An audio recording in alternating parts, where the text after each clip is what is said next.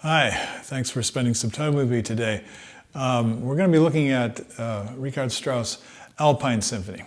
Now, this is an interesting piece. Most people don't know, unless they've studied about the piece, that his intended original title for this piece was The Antichrist. I think that's pretty interesting. So it is programmatic music, but it's been changed into the Alpine Symphony on the advice of his friends, who said, "Don't do that, Rick. That's gonna cause problems. You know, just let him listen to the music."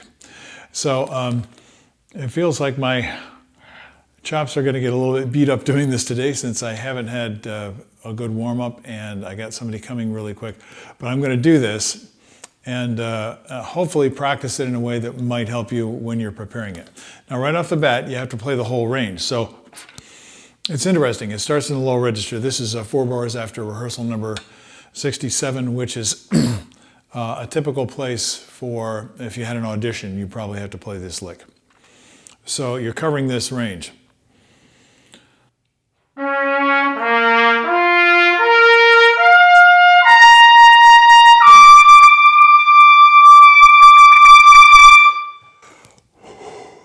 So that can put a little stress on the system.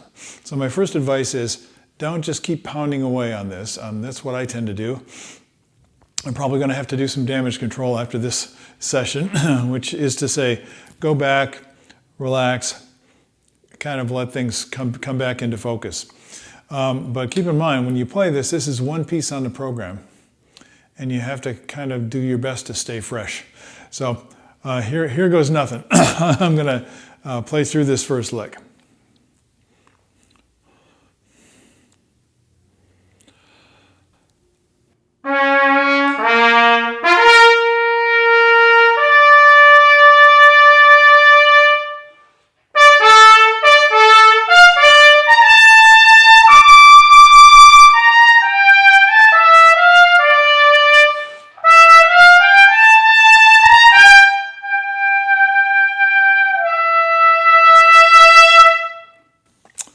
A few bars rest.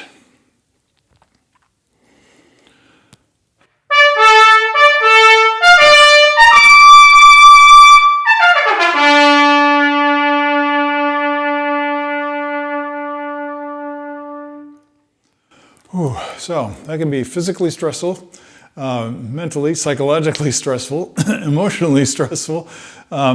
So I guess the first goal is see how close to getting to a sense of comfort and control you can get. And that's not just getting the notes, that's playing with, without straining your voice. I guess that's what it is. So there are details, there are always details and more details when you're working on an orchestral excerpt.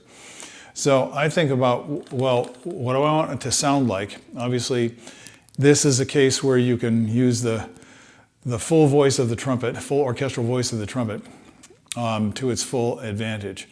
I have a little trouble with, and I felt pretty tight that time, so I'm going to see if I can get the D to open up a little bit.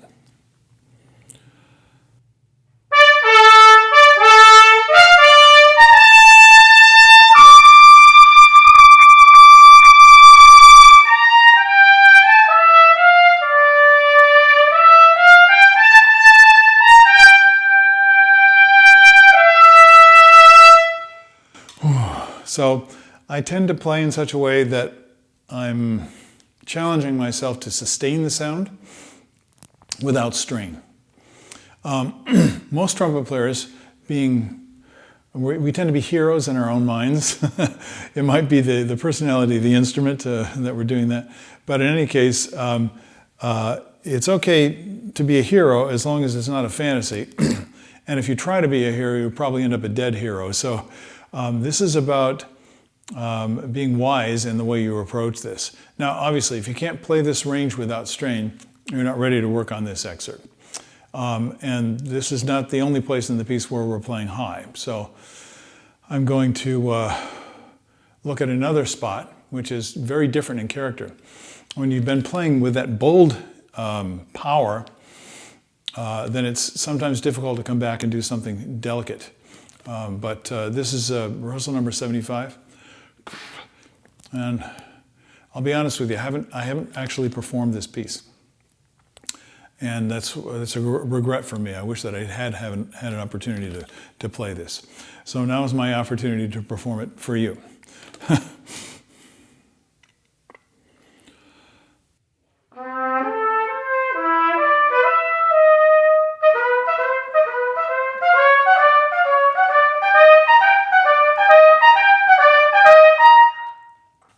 So this is agile, quick. You want that clarity of pronunciation.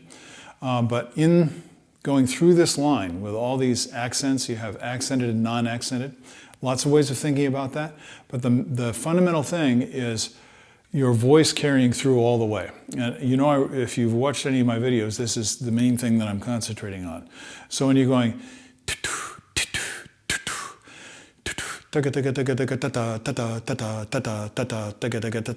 you're trying to nail that subdivision to create rhythmic energy, which is what this passage really is all about.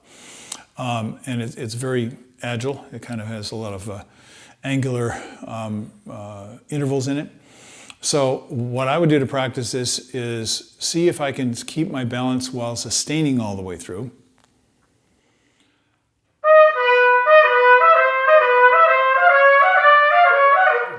I can feel like I'm going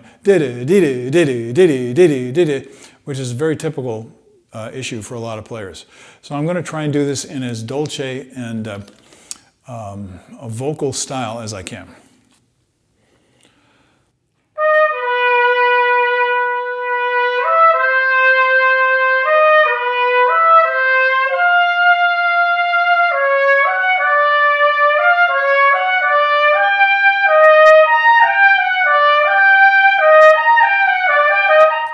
Now I'm feeling better because when I sustain, I have continuous flow and I can kind of find my balance on the flow.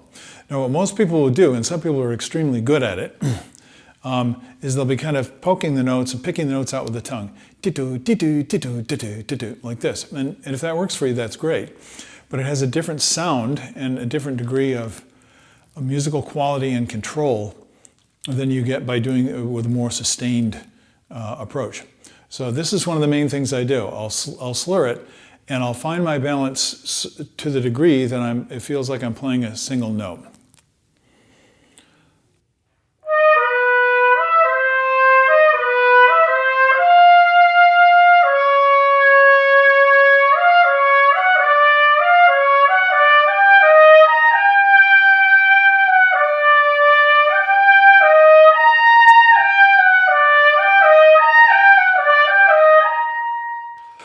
When I can do that, I might work on something else like dynamics. Now it says pianissimo. Of course, this is in the context of the orchestra. So it's really about balance and how you're using the sound, whether you're blending in a chorale style, for example, or whether you're playing with other instruments that are doing the same thing in a kind of a consort, where you have a solo voice, but it's part of a small ensemble. In which case you're actually matching and kind of musically coordinating with other people.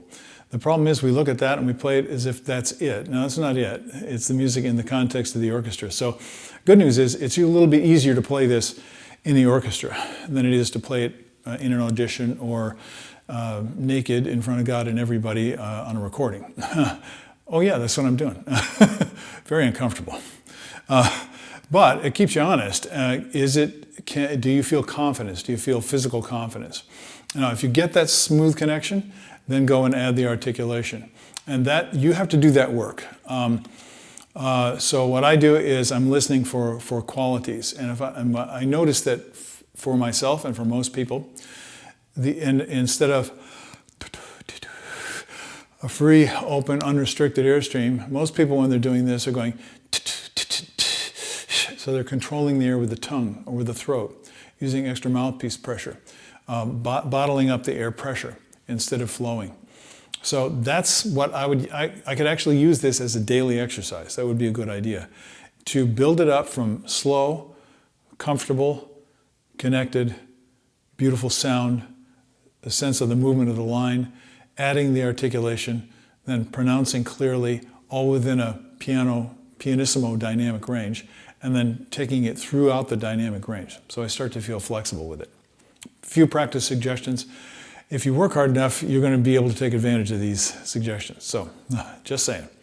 And then there's a lick that comes a little bit later, 113, rehearsal number. And here it's moving quite rapidly.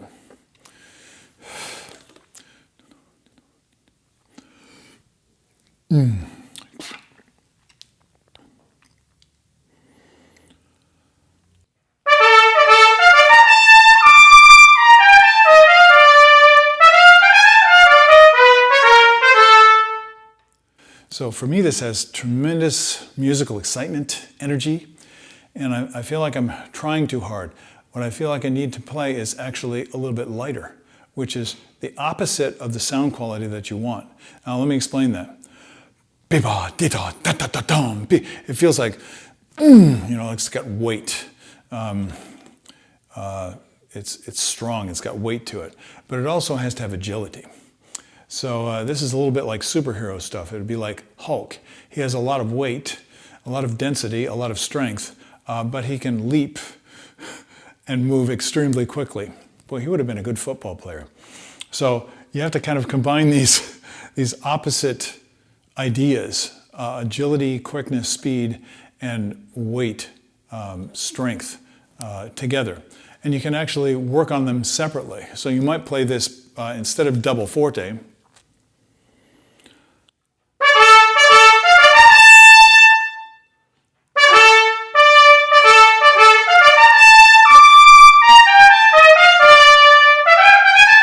So now I'm pushing. I'm going to play it a little bit lighter. So I'm going to play it mezzo forte. This is hard for me to do. Maybe hard for you to do too. When you play mezzo forte, don't play weak. Play with full sound. All you're doing is reducing the intensity of the sound. You're letting the same voice come through.